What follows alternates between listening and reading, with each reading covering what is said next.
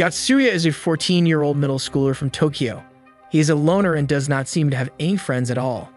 At home, he is playing video games by himself. One day, he stays after classes end because a teacher lectures him. He notices two of his female classmates watching him while that happens. Shindou, the athletic model, and Hakozaki, a weak girl who often skips school due to her sickness. After the teacher leaves him in the classroom, the world around him flashes and he is transported somewhere else. He falls into a lake, which softens the impact. After getting out of it, he is approached by the two girls from the classroom. Shindou seems happy that they got a guy this time. He is very confused, but before they can explain more, the game master appears. The game master has the appearance of an almost nude man missing the upper half of the head. He explains to Yotsuya that the three of them will now work together to complete a quest. The quest being to fulfill the request of the village chief within 14 days. Adding how after each quest is complete, another member will join their party. But that member needs to be prepared because the monsters in this world are dangerous and raring to kill. We learn that Shindou is a wizard who manipulates wind and Hakozaki is a warrior of the sword. Then the game master spins the wheel to determine the occupation of Yotsuya. The wheel ends on a rare but rather weak occupation of farmer. With the game master disappearing, Shindou explains in more detail how things happened that lead to them being here. At first, it was only her, and when she completed the first quest, she was brought back to our world. Then the game master asked her to become friends with Hakozaki. Once she did, the two of them were brought into this world again to do another quest. Once they finished their second quest and returned to our world, the game master instructed them to be alone with Yotsuya. So back in the classroom, they accomplished that, which brought all of them into this world yet again. Shindou proceeds to explain to Yotsuya how to use his inventory, discovering that he only has a hoe and a sickle as weapons. Much to their dismay, Yotsuya ponders in his head if this world is like a game.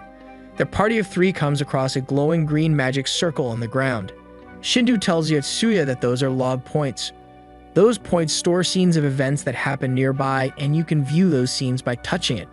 Yotsuya then activates the log point and sees a moment between Shindou and Hakozaki, where Hakozaki was upset at herself for being useless in a fight. They stumble upon a group of goblins and a fight breaks out. Yotsuya quickly realizes that his weapons are not good for fights, as both the sickle and the hoe break when he uses them. Turning to his party members does not help him either. The Shidus wind magic only being strong enough to create a gentle breeze and Hakozaki being too scared to fight. Yotsuya tries to pick up Hakozaki's sword, but it turns out they are not allowed to use any weapons that do not belong to their own occupations. And with a blow from the goblin, Yotsuya is killed, although he gets revived a few moments later. Shindou explains how he has nothing to worry, and that he will always be revived after a few moments. Yotsuya decides to use that to their advantage and continues to throw himself at the goblins, not caring how many times he is brought down in the process. For his weapon, he uses the broken stick of his hoe. Eventually, all goblins are slain. Shindou explains to Yotsuya that if everyone in the party dies at the same time, they will die for real. And that once they clear a quest, they are allowed to ask the game master a single question. From the questions the two of them asked for their completed quests, they learn that they were chosen by someone they know from the future. Yotsuya goes to kill some more goblins while sorting his thoughts. Then he hears Hakozaki calling for him. Running to her, he sees her hand missing as she is laying on the ground. Before he can figure out what happened, a large monster appears behind some rocks, grabbing Shindou and eating her. Yotsuya grabs Hakozaki and runs towards the nearby village. On the way, they see that Hakozaki's wound is not healing, stating how it is probably because it got eaten by the monster. Realizing that this means Shindou will not revive either, the two of them enter the village. In the village, they learn that the request of the village chief is to slay that exact monster, which it turns out is a troll.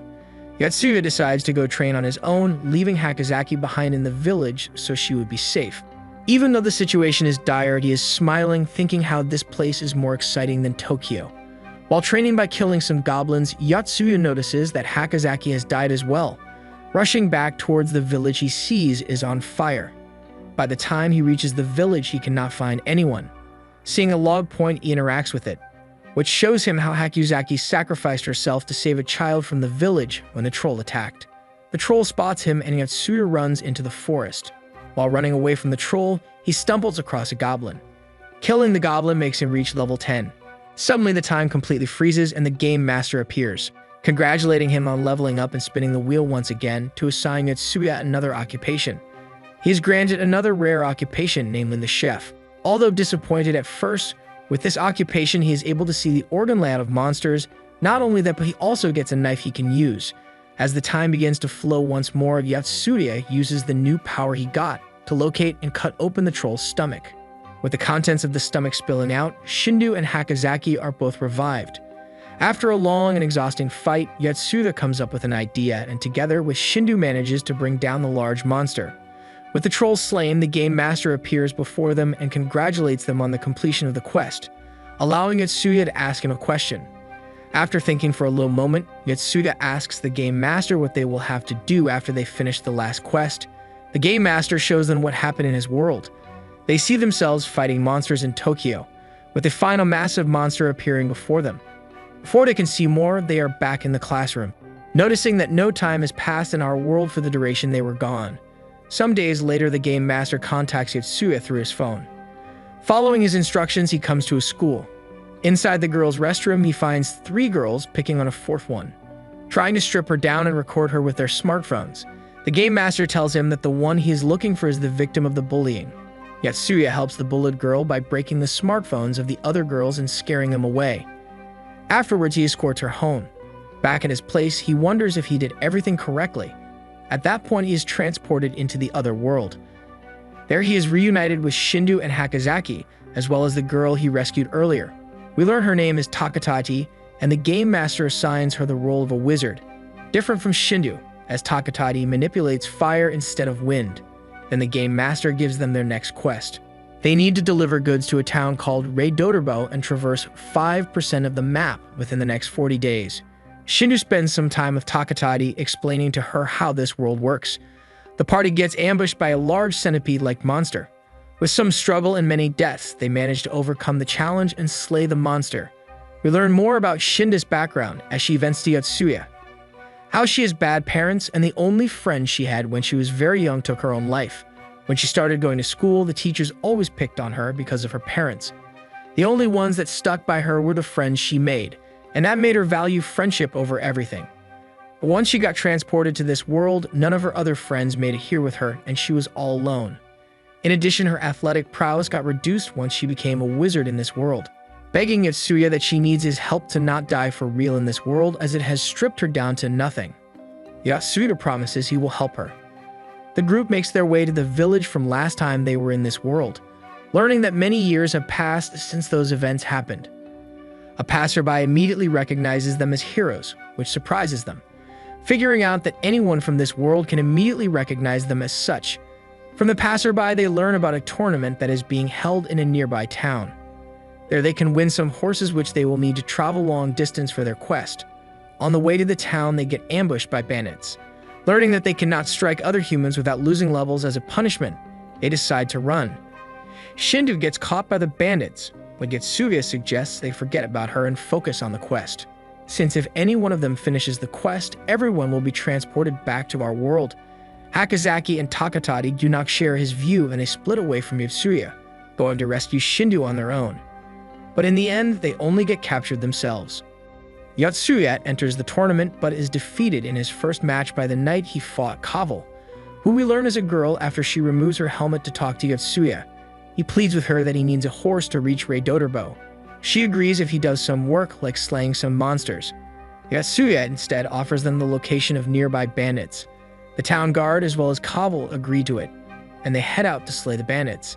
Yotsuya is able to track down their hideout thanks to his party members who are there, and he can simply see their location on the map. Kaval and the guards make short work of the bandits, rescuing the captured trio.